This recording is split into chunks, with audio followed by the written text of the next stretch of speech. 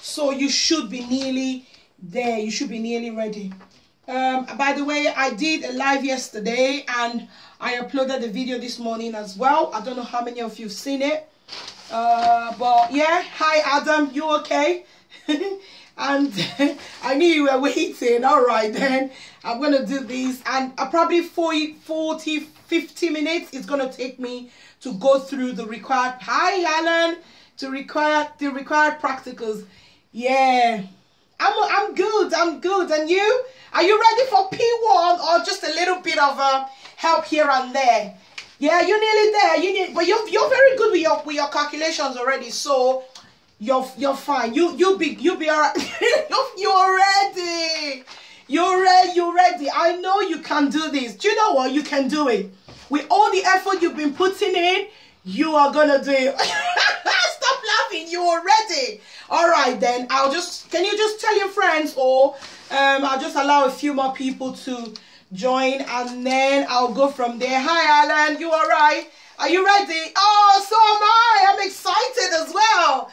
God bless you, Alan. Let's go on and do it. Okay then. Yeah, and thanks for all your encouraging words. It's actually keeping me going. Because sometimes it's really hard to do videos. I'm not very technologically, I don't know how to say, compliant. I am not too good with all the tech things. So I try my best. Sometimes my internet's not playing. I just try. So yeah, I'm excited as well. No, they will not. They will not. They will not. It will be fine. Okay then. All right, now you need to drop all the negativity, Adam, and let's do it. Don't worry, this one will be fine. This one, remind me again, are you doing higher or foundation? Well, which one are you doing? Higher or foundation? Come on, Adam, which one are you doing? Yeah? Oh, that's why. But the B1 was quite good though. You're doing the triple higher. All right, I didn't look at the triple higher. I'm looking at the combined. And I'm actually, looking at lots of the foundation material just to help people, because there's some people who are thinking they're just going to end up with a 2. Now, I'm just trying to see how they can at least get, minimum of a 4 or a 5, because it's possible. So that's actually my focus. That's my passion. That's, what, because we have a huge and a massive majority of students who just feel, oh, I can't do this, I'm going to give up. They're the ones I really want to help. But if you're doing triple or you're doing higher, usually you're okay. There are a few higher materials in this one I'm going to do today, and the required practicals are the same. So there you go. I'll look at those. All right. So yeah, thanks for coming on board as usual. So what I've drawn on the board, this is showing the particle diagram for a solid and a liquid. All right. So they could ask you a question by explaining that the windows of the screen of some cars have got the facility to melt ice when you put it on, and they want you to explain how that works. Now this one ties, hi Josiah, thanks for coming on. This one ties in with one of the required practical, that is the wire one, the resistance of a wire. All right, so it ties in with that. Now, the things you need to remember, or how to tackle this question, is this. You have to remember to explain the arrangement of the particle in a solid. That is, they are regular, they are tightly packed, and they don't vibrate. They only vibrate within a fixed position. I have written it out, so let me just put it up, because it will help us go through all of them. All the points, so I don't miss out on any point, all right? So it said that diagram shows solid ice melting into liquid, so on the glass of a car. So how does this happen? The particle arrangement on the solid ice is tightly packed, with particles only able to vibrate about fixed positions. Now you then go to how that melting happens. So the temperature in the wire causes heating. This makes the temperature of the wire to increase. And when that increases, the temperature of the ice will also increase. This temperature increases to melting point, and then the particles begin to vibrate faster.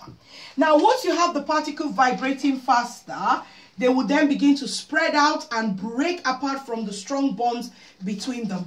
The arrangement, therefore, of the ice becomes irregular, and in the liquid, the particles are irregular, so they move about randomly, spreading out all over the place. So these ones vibrate, and these ones have spread out, so they are able to move apart, and they are irregular. That is a 6-mark question. Hello, Molly. I don't have questions on waves. I'm just covering AQA. Yeah. Is this even physics? This is physics. This is definitely AQA combined physics. This is P1. This is physics. Yeah, that's what I'm doing. Okay. So I have a few questions that I've prepared to go over again. I've done one of them. That is how this solid melts into a liquid. The next one I want to look at is how to conserve heat in a building. How heat is conserved in a building. So some of the things you need to remember about how heat is conserved in a building is, number one, conduction, convection, and excuse me, you need to remember the process of conduction. That is how heat is transferred in a solid. And convection, how heat is transferred in fluids, that's liquid and gases. And how yes, how heat is conserved in a building. That's what I'm doing now, Alan. And how heat is transferred through a vacuum, and that is radiation. Once you have those to hand, especially those of you doing the higher paper, you need to explain those and tie them with every part of the insulation or conservation of heat in a building that you're talking about. And a few of those, for example, are the roof. So how do you conserve heat in the roof? By putting loft insulation. How is that a good thing? It prevents heat that rises from heat particles that rise up towards the top of the roof not to escape through conduction, through the solid, because a cavity is put in there, and the insulating material will stop the heat from going through. So heat might rise through convection, but is stopped when it gets to that roof. Now, the windows. For the windows, it is double glazing. Now, when you put double glazing, the two panels of the glass has a hollow between them. All right?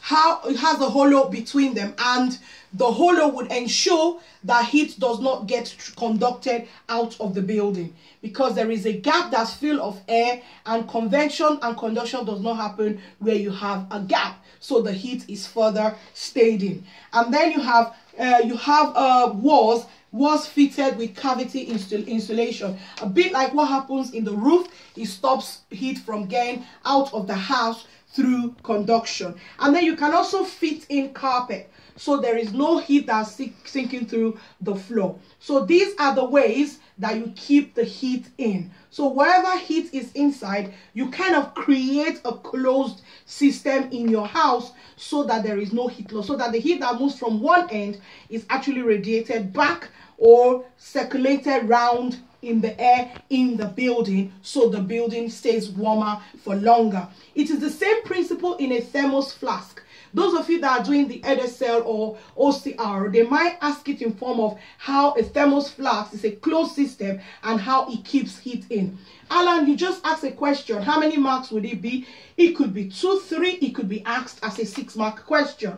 I am not sure, but I'm explaining all parts of it in case it is asked as a 6-mark question. Now, another 6-mark question that I want to look at, which is very easy for you to remember, even though you've not revised it before, but from everyday information that you have, you should be able to answer that. It is payback time. Radiation is how heat is lost, so how heat is transferred through a vacuum where you don't have particles, as it were, because when you do A-levels, you realize that there are actually particles there. But where you don't have solid, gas, and liquid particles, as we know it today, is called a vacuum. And now when heat is transferred in that medium, it is called radiation. That is how the heat reaches the earth from the sun. All right, I wanted to just talk about the 6-mark question on payback times. Very important because it kind of ties in with this. For the windows, you might have the option of putting double glazing. All right, don't worry, I've got plenty of markers. I've got plenty of board markers. If that one does not work, I'll just pick up another one. So you have double glazing. You have the option of double glazing. So listen, the way they could ask this question is they could say to you, you're a builder and you want to sell this idea of keeping the heat, reducing bills through electricity and heat loss from a building to a person who's building a house, or you are the customer. How do you make your choice? They will give you some information to work with. So they might give you a table and tell you the cost of double glazing maybe is £30,000 for double glazing, and then they'll put loft insulation. I'm not a builder, so I'm just making this up. This might be £20,000, and then they will give you up to 4 or 5.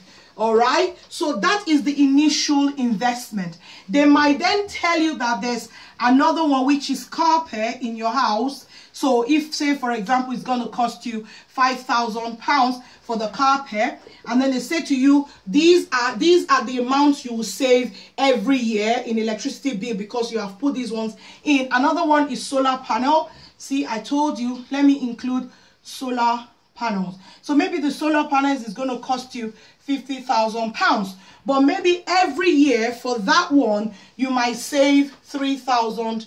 Let's say you save £5,500. I'm going to need some of you to do the calculation. And let's say this one you save £2,000 per year. The one for 5,000, let's say you save up to £800 per year. And the 50,000 for solar system, for solar panels, let's say you save a whooping sum of £10,000 per year, if that was possible. Some of them I can do from the top of my head. So how many years will it take for you to recover the money that you spent initially from the savings that you make? That would give you your payback time. So the payback time for this one is 10 years. I know that's easy, and I did that this morning as well, 10 years. And then for this one is going to be 5 years. Yeah, the rest of you, have you done the calculation? Which one is 6? Which one is the 6th one? The £50,000 for 10,000 is 5 years, isn't it? Are we right? Which one is 6? Have you done the calculation? I couldn't see the top. Oh, double glazing, £30,000, and it cost 5,500. 5,500. I need a calculator. I'll just quickly do the calculator. You should have done the calculation. The third one, yeah, the third one is the easiest. You should have done the one that you need a calculator for. 30,000, and you have to save 5,500 every month. So that's going to take you about 5 years roughly. And the one for your initial 5,000, and you have to save £800 every month. Yeah, 6.3. So let's look at 6.3. So if you look at all of those, you could make a decision, an informed decision. So you could say to yourself, oh, I prefer the solar panel one because I'm going to quickly recover my money back in just 5 years. If you do that, you have to calculate, do I actually have £50,000 to invest? Then you can go for that. That will be the best option if the person has got the £50,000. Now, if the person has got only £5,000, or if the person has got, say, £30,000, and they have the option, they can say, okay, all right, instead of doing that, I will go for this because it's going to just take me 6 years, 3 months to recover my money. That's my payback time. So when you look at these questions, there are no direct or restricted right or wrong answers. So rather, you explain it. It's the explanation that you put on paper, which it has to be reasonable, which has to be based on what you're looking at, that's going to enable you to get the marks that you desire. All right. Another one is to compare renewable and non-renewable energy resources. if you're asked to compare and contrast or state the advantages and disadvantages of renewable and non-renewable energy resources, these are the non-renewable ones. They are your fossil fuels. Fossil fuels are non-renewable. That is oil, coal, and gas. These are the non-renewable energy resources. They're not renewable because once they're gone, they're gone. They take millions of years for them to form again.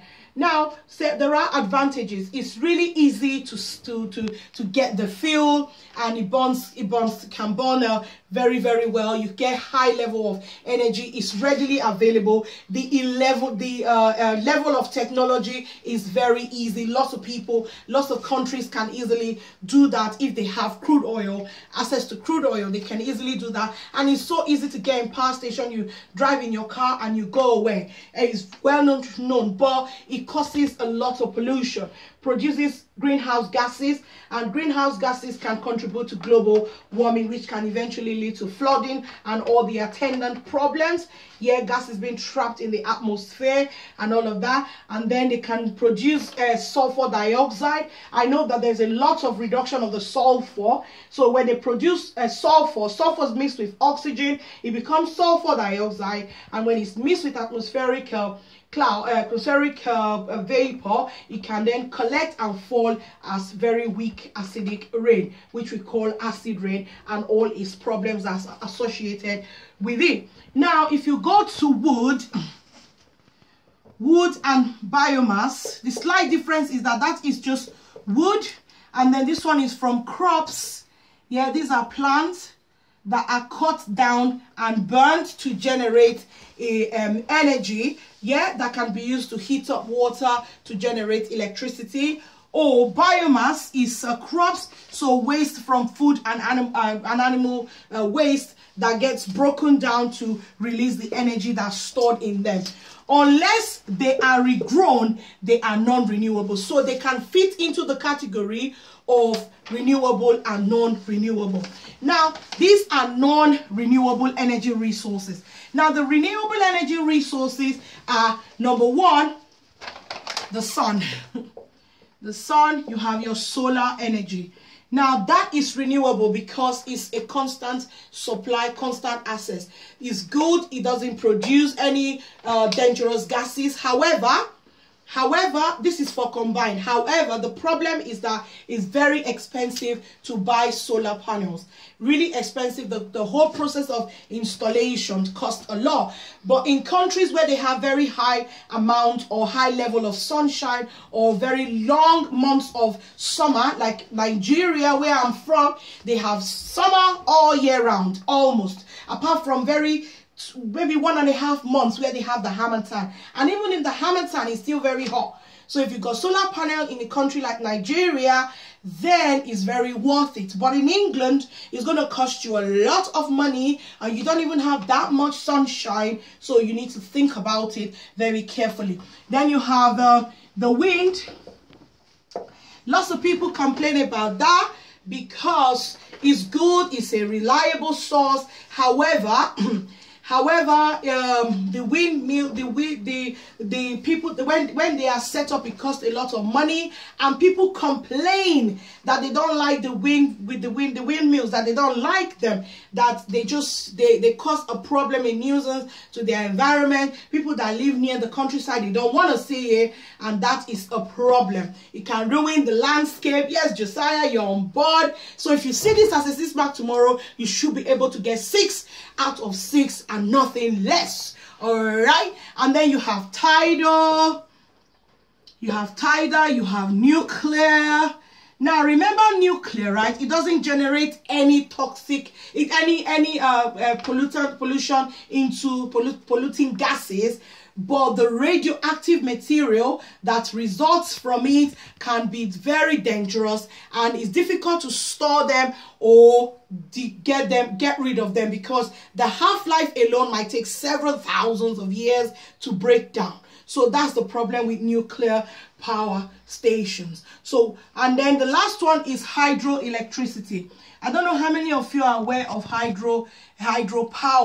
Yeah, hydroelectricity is what is used in my country. So hydro is water. This is where a waterfall, hi King of Games, this is where a waterfall is. The pathway of a waterfall is obstructed by an artificial dam and lake, so that the water plunges with a massive energy, and those energies are then connected or diverted to turn a turbine, and the turbine turns and generates electricity. All right, now I'm going to do some calculations.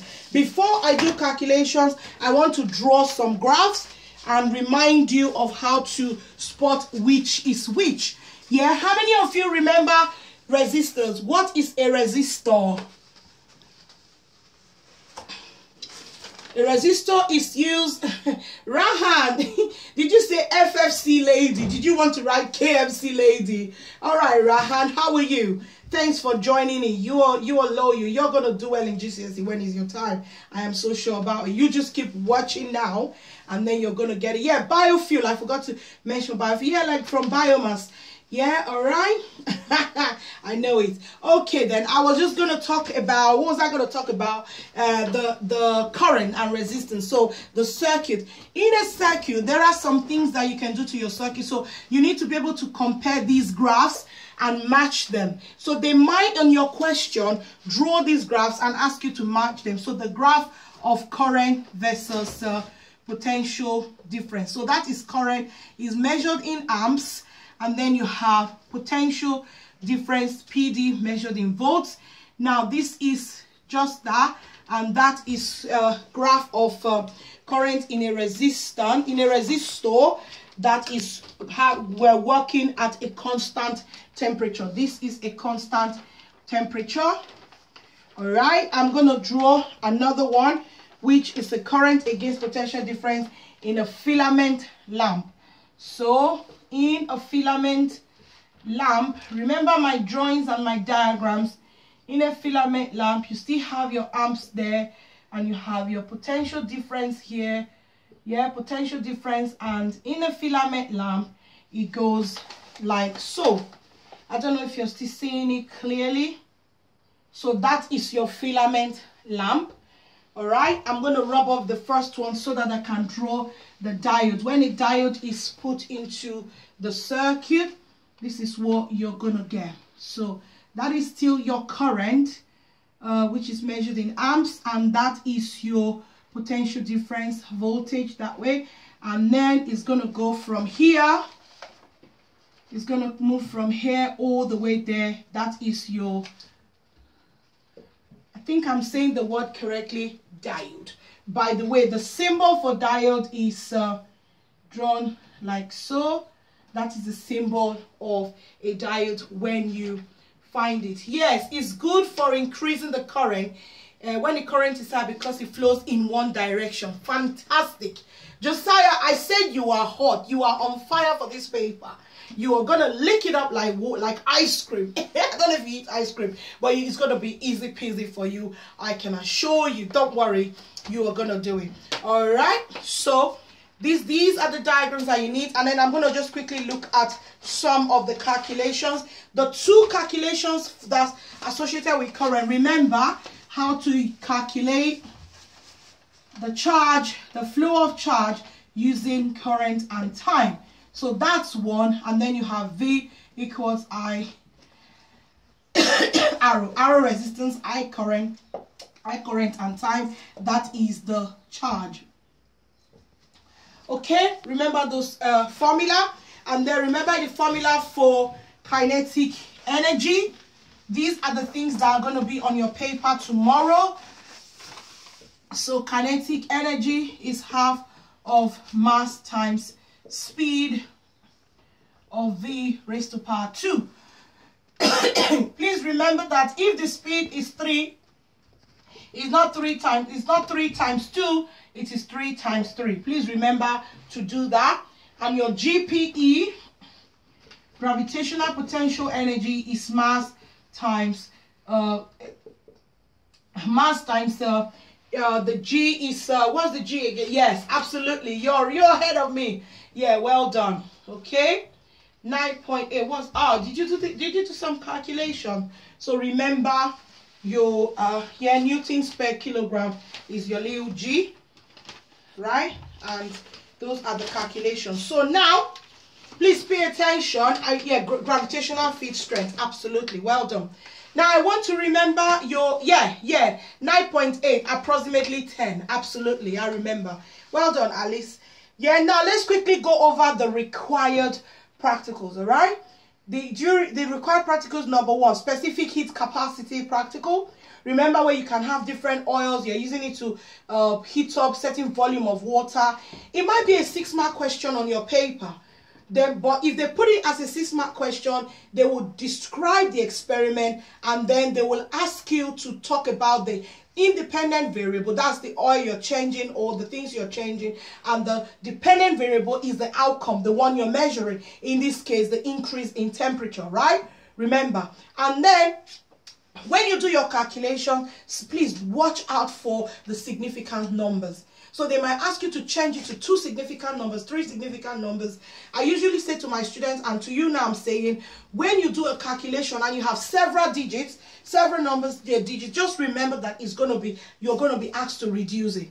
So if you have 0.0289, they ask you to reduce it to 2 significant figures, 0.28, actually 9, because you call that one and add it on there, 2 significant figures, right? If they ask you to change that to write it as a standard form, it would be 2.8 or 2.9 times 10 raised to the power minus 2.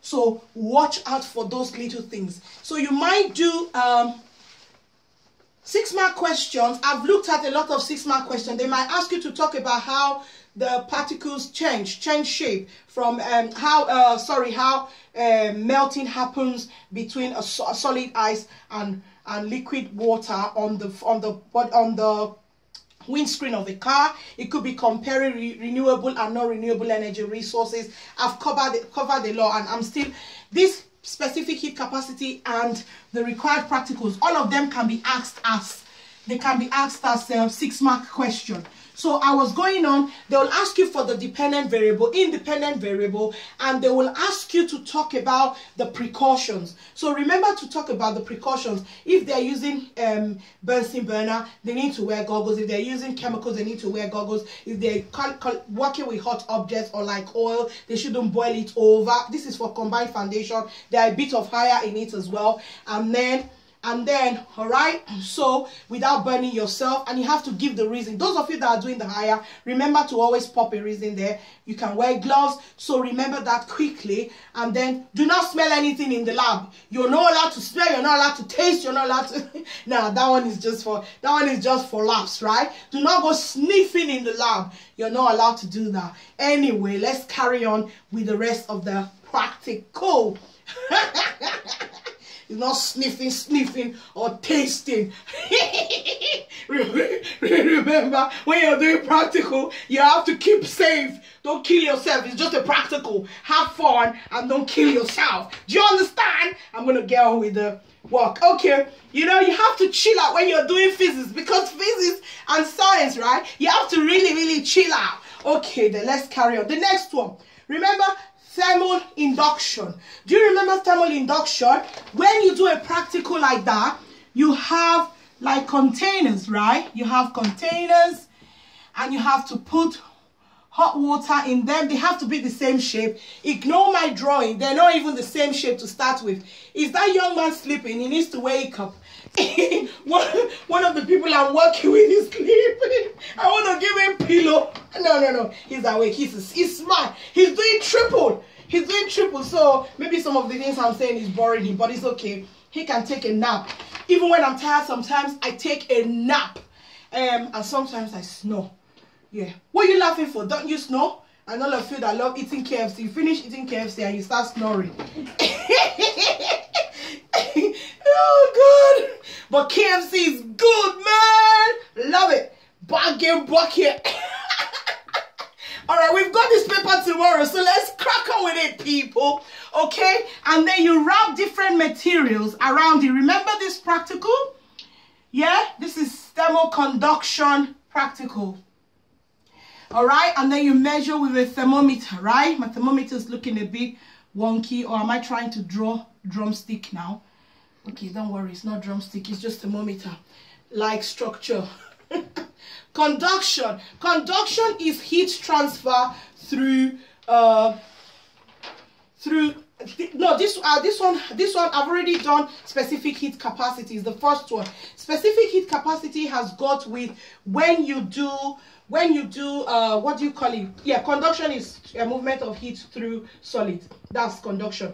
When you do specific heat capacity, that one has got to do with when you have to use oil, like, you know, you have a pot. If I can draw a little pot, I don't know, I'm not good with containers. So if you can draw a little pot with oil, yeah, and it will burn and it will heat up water in a test tube. That's specific heat capacity calculation. That is the formula. Yeah, the formula is E equal to m times your capacity. This is the mass capacity, specific heat capacity times the temperature change. So if it started at 30 degrees Celsius and it went up to 45 degrees Celsius, then this one will be 15, and then you're given the specific heat capacity of the substance, and then the mass is 0.2 gram or something like that. A kg, sorry, kilogram. Now, by the way, when you're calculating specific heat capacity, remember that if it is in kilogram, you need to convert it to grams. Sorry, if it is in grams, say they give you something and they say 500 grams, you divide it by 1,000 so that you can get 0.5 kilograms. All right, 0.5 kilograms, and you use that. Yeah, so the amount of energy that's needed to raise 1 kg of a substance by 1 degree Celsius. Yeah, 1 degree Celsius, that is the definition of specific heat capacity. So this is another required practical. So for this required practical, at the end of the day, you want to have a start temperature, say 20 degrees Celsius, 20 degrees Celsius. Yeah, make that like a constant so that you can clearly see which of the materials is the best to keep the heat in. So the one that raises the temperature highest is your best material. The other required practical is now this was thermal insulation. Now it's resistance of a wire, where you have a current through different lengths of wire. You allow current to flow different lengths of wire. So if you have a longer one, you measure the resistance. Next one, you have like several lengths. So the way you also have to watch out for IV characteristics, practical number. This is actually resistance of a wire. This is resistance of a wire, not IV. I will refer to the IV in a minute. You have another resistance of a wire, that is using a combination of resistors to check the factors which affect current in a circuit. That was where we drew the diagram of the diode and all of that, and all of the components that you can use to change and vary the amount of current in a circuit. All right, yeah, V is equal to I arrow. I already gave that formula earlier. Yeah, see, I already gave that formula earlier for calc dev. V is the voltage or potential difference, I is the current, and R